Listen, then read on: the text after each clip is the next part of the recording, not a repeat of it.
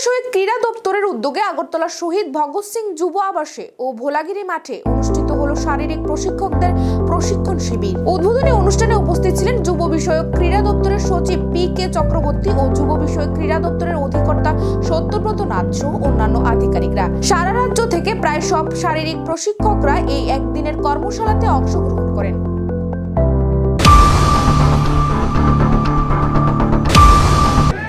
Youth affairs and sports department আমাদের যে field functionaries যারা আছে, যারা মাঠে ঘাটে কাজ করেন, বিভিন্ন অফিসে কাজ করছেন, তো তাদের নিয়ে একদিনের কর্মশালা, এটা আমাদের পূর্ব ঘোষিত। তো আজকের সকাল থেকে এই প্রোগ্রামটা শুরু হবে। গতকালকে বিভিন্ন ডিস্ট্রিক্ট থেকে, দূরবর্তী ডিস্ট্রিক্ট থেকে আমাদের officer, physical instructor, both gents and ladies, তারা এসেছেন।